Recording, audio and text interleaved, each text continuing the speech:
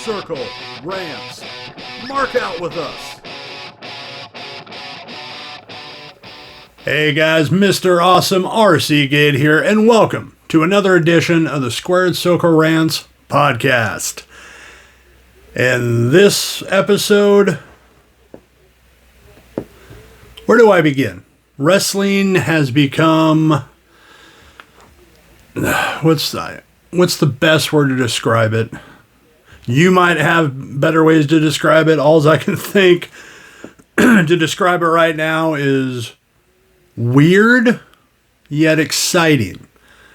And, I mean, that's mostly due to what AEW has been doing. I mean, I criticize them a lot. I will continue to criticize. Hell, I criticize WWE too, okay? I say what I like. I say what I don't like. That's what happens. But AEW, as we all seen, has been blowing it out of the water. I mean, with their new acquisitions. I mean, come on, Bryan Danielson, excuse me. Even CM Punk. I'm going to get to him in just a minute. Adam Cole, it's the big benefit I give to AEW is that it seems like a less stressful environment for the wrestlers. It's not as scripted. I don't know, it's a weird thing to say in professional wrestling. Still real. But these wrestlers really have a freedom of expression. They can, are more freedom to get themselves over, which can also be a bad thing.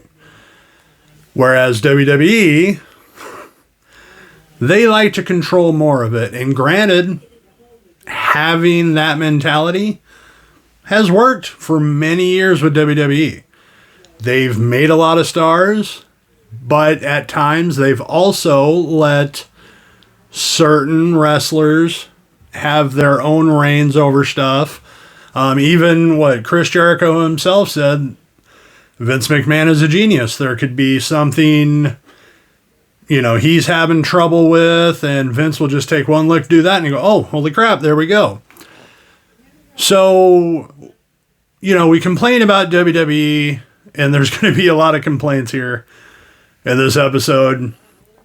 But there is a reason they've stayed around as long as they have. They don't, make horrible decisions constantly. Because, if WWE was a place that we all hated, that audiences despised, they wouldn't be around anymore. We wouldn't be talking about them in the present. We'd be like, hey, remember? But then again, we're also slowly but surely getting there with these bad decisions that WWE has been making. AEW is in the same boat. They're getting bigger. They're competition. I'm going to say right now, they are competition to WWE. Whether WWE wants to admit that or not, they're competition. However, their downfall, along with, that's just one of them, sorry. Freedom for the wrestler, which is awesome, but you should have a mix of this is what the wrestler wants. This is what, a come together of, okay, I have this idea. How do we promote that? How do we go about that? WWE used to have that mixture a lot, but it seems we don't have a lot of that anymore, which is why I think they're just slowly starting to go down. Vince really needs to start listening, paying attention. We all know that. But, so there's my little rant. Get it? Squared Circle Rants. There's my little rant on that. Speaking of bad decisions, let's open up with Extreme Rules. And no, I'm not going to go through every single match. I'm not going to analyze this wrestler did this wrestler did that. Only a couple of things that really I noticed. And now this pay-per-view, if you agree or not, let me know in the comments below, was okay.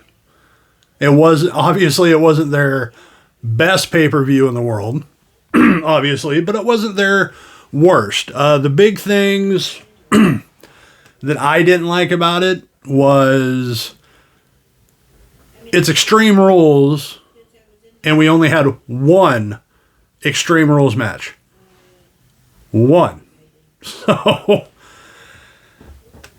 and actually, before I get to that one Extreme Rules match, I do want to make a little mention of Alexa Bliss. Love her or hate her, I see the criticism, I see the praise. I personally praise Alexa Bliss. She was left with this character because WWE fired another great superstar. We've talked about that before. I'm moving on. I'm trying. But she was left with this character. And to me, she's done great with it, in my opinion. I mean, they're throwing her all this stuff. Now, I'm not saying it's been the best thing on WWE, but you can tell Bliss really took it into her own, tried to make something out of it. And now, so here's Bliss. It's been a long while since she's had a title opportunity. We all pretty much knew she wasn't going to win this. Ending was kind of ridiculous with Charlotte tearing Lily apart. I'll give you that. And then, of course, the mistake of the Alka-Seltzer in her mouth. She was supposed to foam, but again, a mistake happened. She just goes with it. She just started throwing her tantrum. And apparently, from reports I've read or heard, this is a way to give her some time off, which I fully support. Go relax. And by the time she comes back, whether she'll be this demonic Bliss or back to the old Bliss, or maybe a mix of the two, fans will be happy. Because Bliss, always been good in my opinion. Sure, she's made mistakes. Other wrestlers have. But she's a good hand. Now, to that one Extreme Rules match. This match was good. I mean, I went into the match knowing full well, and I'm sure I'm not the only one, that Demon Balor, wasn't going to win this. Because yet another mistake WWE made was promoting not one, but two championship matches, Universal Championship matches, before we even got the Balor Reigns match. So they promote this huge, well, in the eyes of WWE, huge Saudi Arabia match between Roman Reigns, Brock Lesnar. I'm just not a fan of Brock. Even though he's babyface now. I don't care. And they promoted that before Extreme Rules even happened. So that right there tells you, okay, they built this big match in Saudi Arabia. I don't think they're going to drop the title to Balor. No offense to Balor, wonderful wrestler, but it's WWE essentially just painted themselves in a corner in this one. And to add, on top of that, then they put McIntyre at one point is going to get a shot at the Universal title. So really, I went into the match just hoping for a good match. Hardcore matches, not always great, but typically entertaining. And this was entertaining. This was good. And then we get to the end. It was weird, but it kind of fit the character, but it was still kind of weird. The bump, bump, bump, bump. Balor's back to 100%, ready to kick some butt. And if you were sitting there wondering how can Roman Reigns beat Demon Balor, who's back to 100%, back to whooping some ass, top rope. That was it. That's all it took. Well, and a spear, but still. Now we can all assume. Oh, wait, sorry. Let me go back to the top rope for those that didn't see it. Literally, Balor gets on the top rope to do his coup de grace. Did I say that right? I hope I said it right. And the top rope just collapses, which Balor collapsing with it. Roman Reigns takes advantage. Spear. Now, we know what they were going for. What's a way that Reigns could beat the Demon without interference? Well, there was some interference, but I'm not going to go through the whole match. We're all glued on what happened at the end. So, I mean, this is their way. Oh, so that's how Roman got out of the clutches of the Demon. It was just a top rope. Funk. And so that happened. That was a thing. And now we're moving on, I guess. We're going to find out Friday. What is Balor going to do? What is Brock going to do? Oh, yeah, and it's the draft. The draft. Now, I believe it was last year. If you hung with us that long, the podcast has changed. Or not a lot, but I've tried to make changes to get more viewership, make it better, all that fun stuff. But it was around this time last year. Was that the last time we had the draft? Has it been a year? Or no, 6 months. It's been 6 months, I believe. Or something like. Anyway, last time we had a draft, we went through all the wrestlers.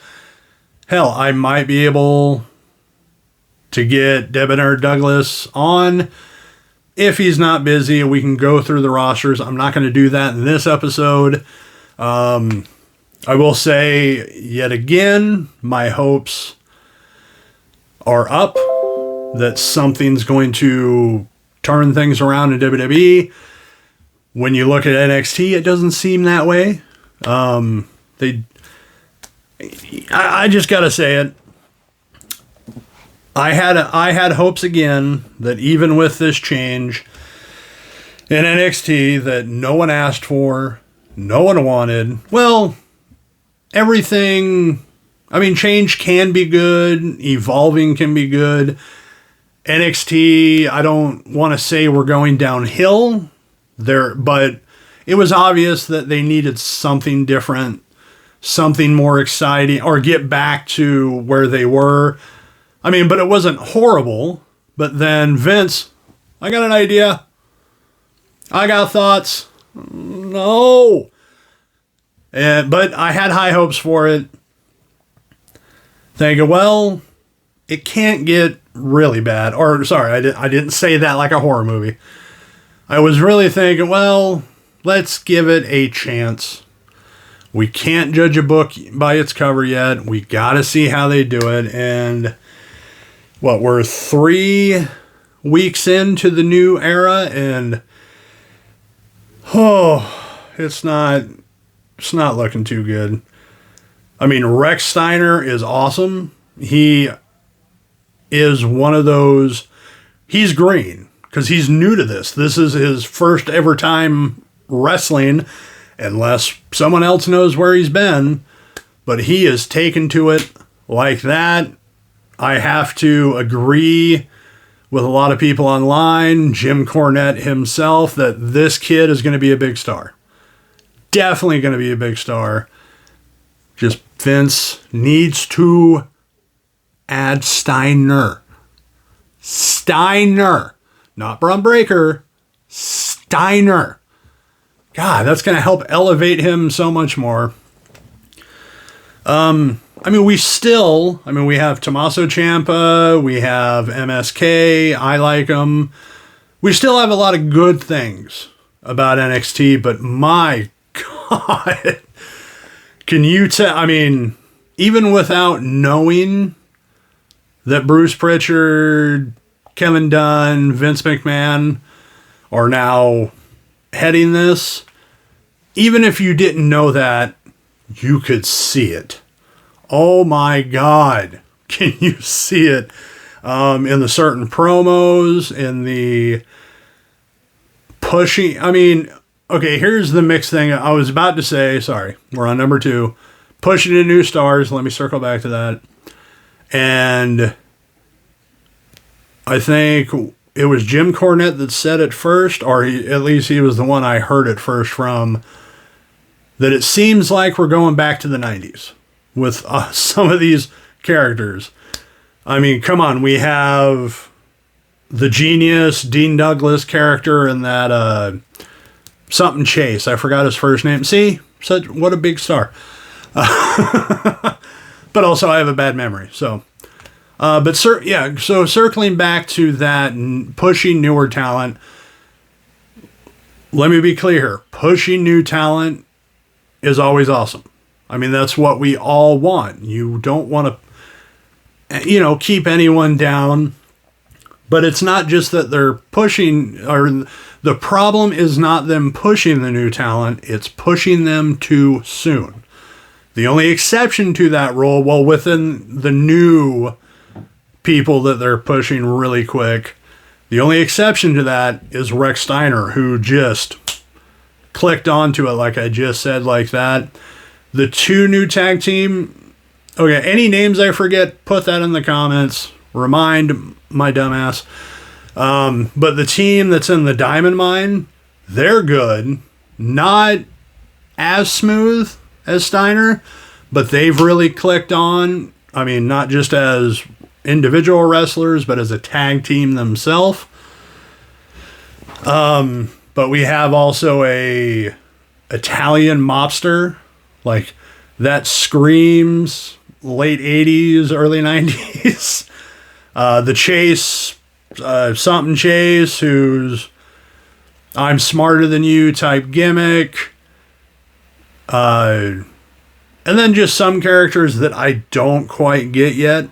But then, so I'm not really gonna rant about them. Because, some characters, it takes a little bit. You want to know where this is going. Especially with that Gacy guy, who last week, the rumor was he was already canceled because he used certain social justice warrior lingo or whatever. It was even on Fox News. It was kind of ridiculous. I even kind of stood up for the guy going, it wasn't the best promo. It wasn't the worst promo. You're still trying to see where this is going. Why the hell is this news? But we're not here about politics. Stay woke, kids. Stay woke. Anywho, so, I mean, we have that. It's a weird mixed bag. Gargano and Ciampa, to name those 2 guys, they're at least trying to get the fans into this. Saying, I don't have their speeches right here in front of me, but if you remember them, they're in a sense asking the fans to take a chance that this change isn't all bad, things are good.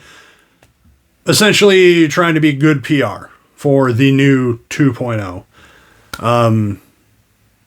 But it's... I was going to say, I call it now, it's dead in the water, but no, then again, not dead in the water. There's still some good things. I'm not a huge fan of this new color scheme, the 2.0 thing. Part of that is because I'm a rock guy mostly. I love horror movies, I love rock, so that dark aesthetic that NXT had, and of course one of my favorite bands, We Are Not Your Kind, being the theme music for it, was awesome.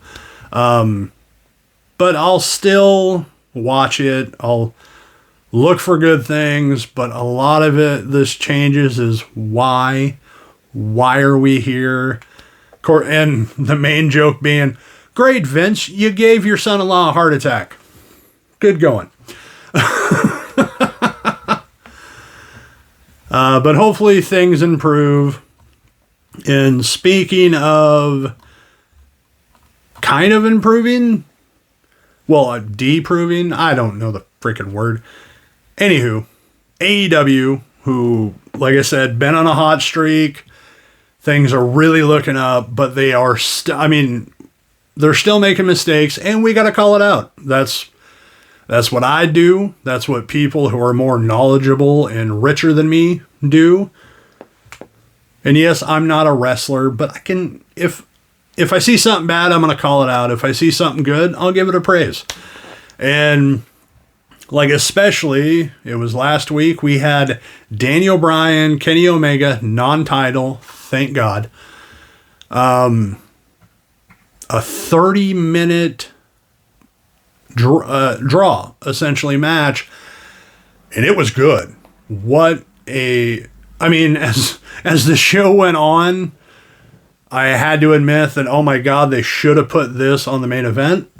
But it was a great way to start the show. Definitely a great way to get eyes in. Like, oh, whoa, what's this? And then you check out the rest of the product. Now, see, one big thing. I mean, I'm not going to go through this whole episode and tell you every single mistake AEW did again. I mean, if they're huge, I'll report them. But I just don't want to keep repeating myself because they make these repeat offenses, like the dumb freaking refs, the booking, behind the scenes promos. No, we're going to move on from that this episode. If it keeps going on, I'll bring it up, but I just don't want to keep recycling the same shit. But I will say this. I mean, going back to the pay-per-view, I believe I talked about it before. Great pay-per-view. And in that pay-per-view, Punk, after 7 years of wrestling, you can tell he's a little rusty, but him and Darby, great match. Or awesome match, sorry. Put on a good show. And so you're excited and they built it up, which was really cool. For the first time in 7 years on TV, CM Punk versus Will Hobbs. Hobbs is awesome as a heel. They were funny with him when he was the plucky babyface. He's still a little green himself, even though he's been in the business for a while. But him and Punk, not a good match. If you saw it, you know what I mean. A lot of rush shown on CM Punk, which a lot of people might give him a pass because it's been so long. I'm willing, to give him a little pass. But, this was not a pretty match, especially that huge Hurricane Rana botch that Hobbs luckily he didn't land all on his head. Oy. And then, of course, the rest of the show kind of went that way. I tell you too, I try to enjoy shows. I really do. I've been a wrestling fan since I was a little kid, mostly WWE. And it wasn't until adulthood I started getting into, other or high school about adulthood. Are any of us really truly adults? Anyway, I started seeing other promotions. Well, actually, no, sorry. When I was a kid, there was two. There was WWE, WCW. I was there for the war. I was there, man. I was there. And so were you, probably. But anywho. But AEW, they're new, but that can't give them a pass anymore. Well, they're still a new company. Yeah, they've had 2 years to get their shit together. What? But there is a lot of good stars there. One of which I want to bring up. I haven't been a huge fan of this wrestler. He's been he's been okay. He's definitely a good young superstar. And yes, I'm looking at the article to get his name. Look at me. I got my shit together. Sabian. There we go, who we haven't seen in quite a while because of an injury. But he has been starting a new gimmick. And I'm intrigued. I'm a little intrigued. So this, typically when you start a new gimmick, a good thing to do is the show to kind of promote it. You don't want to promote it, film it, especially if you don't think it's going to turn out well. But this goes back to wrestlers really being able to promote themselves and doing what they feel is right, what they think might get over. And I like that aspect. And so here's Kip Sabian. I don't know if you saw this report. It was from Wrestling Inc. AEW star, I just told you who it was, stayed outside venue during Dynamite Grand Slam. And this was Kip Sabian pictured with a box on his head. Let me tell you what it said here in a second. Well, while I find that, but yes, he was taking pictures with fans or letting fans take pictures of him too. He's wearing a box on his head, of course, with eye holes that says underrated over it. So nothing huge, but it definitely catches your eye, definitely gets you talking about, whoa, what is this guy doing? And but I do have to applaud it because it's not being covered on the show, but it's kind of, how do I put this? Kayfabe social media. Like, he's really, he's, trying to find words to say this right. So let's say Adam Cole. Let's bring him up. WWE, he was this, he was that, bad guy, cocky, all that stuff. But you could go on his Twitch, you could find him on YouTube and see he's actually really a cool guy. He's smart, he's funny, he likes to play video games, which is cool, but we've really... A lot of people say kayfabe is dead. I don't truly believe that. The wrestling world is more open now, which there's pros and cons to that. Maybe one episode we'll go through all that. But in this day and age, it's they're one thing here, and now you see it all over social media. This is what they're really like. But I got to applaud stuff like this when not only taking a chance, but he's really playing along here. And it really fits. It makes you think, has he really lost his mind? Well, wrestling is choreographed. Wrestling this and that. It really gets you talking. Kind of like MJF, who, in and out of the ring, he's an asshole. And even you would hope that his parents are playing along. But like a recent tweet from his parents... holding a sign saying, we don't like MJF either. And MJF saying back, F you, Mom. So, it gets people, oh my, he said that? And they go, well, that's MJF. He's a dick. Is that his gimmick? Sure. Yeah, gimmick. Why not? Could be a gimmick.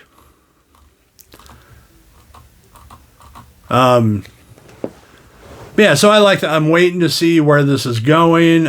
Very happy that they're away from that video game gimmick.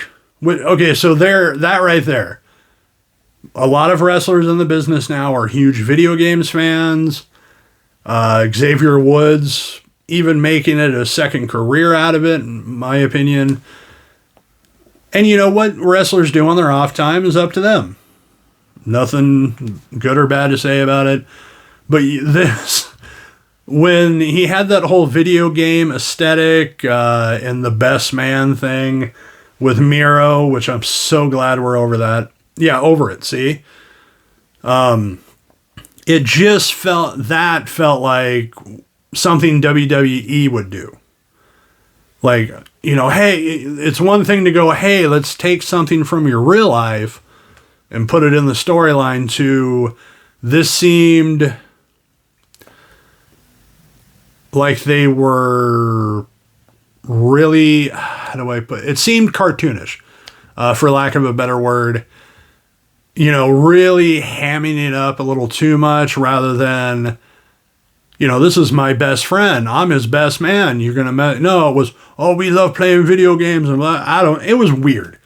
it was just weird. Let's just all agree on that. But tell me in the comments below what you think of Kip Sabian's new character. Are you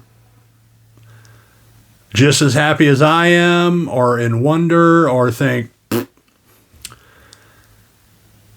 And now we're going to move along from AEW for now, unless I see something here on the Squared Circle Rants Facebook page. Which, by the way, we have a Facebook page. Definitely join. Here we rant, we share memes, we show articles, a lot of which I can bring up right now and just start chatting with you guys about it. But you can also see it in the group itself. Comment in the group, post what you want within reason. Don't make me regret saying post what you want. But all around, just have a fun time and rant about wrestling with us. And please, if you really like this video, actually, you know what? Even if you hate the video, give it a like. Spite me, spite yourself. Who cares? But yes, Squared Circle Rants Facebook page. Go ahead and join the discussions, join the rants. I don't have a cute catchphrase for that yet.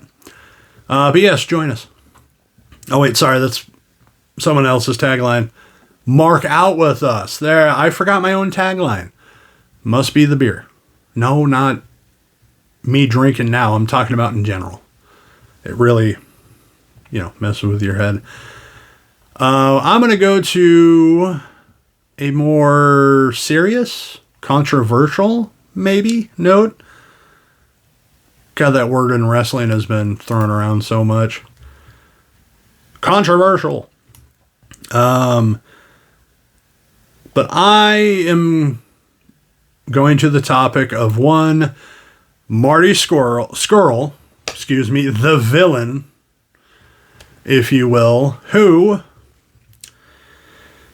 it was announced that he will be at Halloween. This was, reported by the Cultaholic. Join us. That's their catchphrase. Join them. They're awesome guys.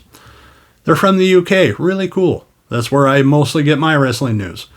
As you can tell, this is not a wrestling news center. This is just me bitching or praising about wrestling, and that's about it. Anywho, back to Marty Scurll,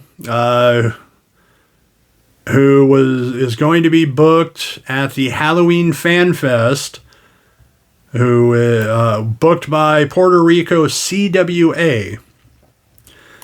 Now, if you don't remember,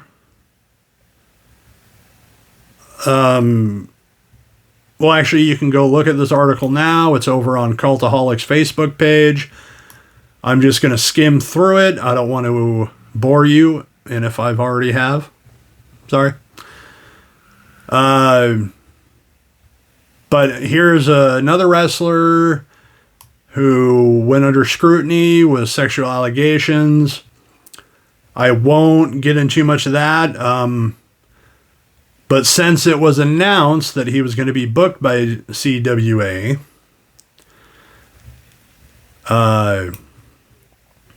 of course, people, I'm sure, divide. Well, I don't want to say divided. That word's being thrown around too much, too. But a lot of people, I'm sure, had something to say. A lot of probably had a lot of sour feelings. But following CWA's announcement over here on Cultaholics, they say A.B. Morales of Impacto Estelar reached out to the Puerto Rican promotion about their booking of Scurll. And of course, Morales paraphrased CWA's statement on Last Word on Pro Wrestling within. The promotion noted they booked Scurll because of a prior accord from 2018, and CWA felt obligated to follow through on the agreement. Do you see now why we are not a news reporting thing? No, you don't? Okay, no, I'm doing fine. But this is what they had to say. We're fully aware of the allegations against him. However, we also felt obligated to come through on our 2018 agreement. International talent is hard to bring over these days, and we felt caught between a rock and a hard place. Now that I'm reading this, that is a weird statement to put out. Or the stuck between a rock and a hard place. I mean, you're not really... But anyway, let's move on. We either follow up on our deal or risk gossip that this company doesn't follow up on its agreements. Kind of agree with that. I mean, yeah, you don't want that reputation starting that you broke agreements. However, in this instant, well, let's move on. The promotion also claimed they looked into the allegations against Skrull, writing, I looked into the matter for days. His two statements, the woman's statements, I didn't find a follow-up on the matter though, after June 24, when Skrull released his second statement. What we understand is the age of consent in the UK is 16. I obviously do not condone the behavior. Neither do I. Just want to make that crystal clear. But legally, and I don't agree with this, but legally, if there was consent between the two, then they are, well, yes. Legally, if there was consent between the two, fine. I just don't agree. I personally either don't agree with the consent, age of consent over there. But anywho, but legally, if they were consent between the two, then they are within their rights. Innocent until proven guilty. We know the risks. Booking him, we honestly expected a far more negative response locally. Huh. That was weird. Another weird thing to put in that statement. Now that I'm rereading this is like the third time I've read this. But he goes on, we know sexual assault is a horrible thing. No shit. We know that bad press bringing him in can get, we know the bad press bringing him in can get us. For most of us, it's about not going back on our word. Remember that. They never go back on their word. We've had enough setbacks as is. We're a small company in very tough times. Skrull is struggling for work and came to us. If the investigation got serious again, we'd obviously cut things off, same as with any other talent. Locally or internationally, if the agreement wasn't a factor, we would have just said no. But for now, we'll go with the mentality of innocent until proven guilty and hope for the best. I've yet to see any follow-up on the matter legally since June of last year. I'm not saying the coast is clear. It's not like we're going after this big star when he's at a low price, but he asked us to follow up on our commitment from 4 years ago. So, I mean, I don't know. The first time I read this, I thought it was a great statement. Like, they're not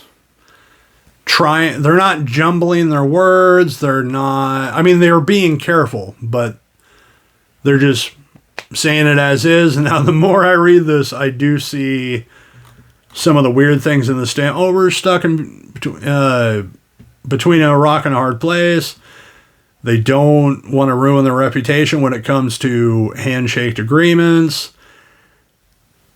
But I bring the question to you, the viewers of Squared Circle Rants podcast, the members of the Squared Circle Rants podcast, Squared Circle Rants group, and new members, actually any members who watch this. I bring the question to you, in 2021, knowing what we know, would you book Marty Skrull anywhere? I mean, you can tell why he's not in the U.S. But yes, tell me in the comments below what you think, or head on over to the Squared Circle Rants Facebook page and we can argue there. Alright, so enough of being serious here. Actually, I want to bring this up because I brought it up in the group. Speaking of the group, again, man, Ryan, what are you trying to plug? Don't beat around the bush. There was mentions that, or this was from Perched on the Top Rope.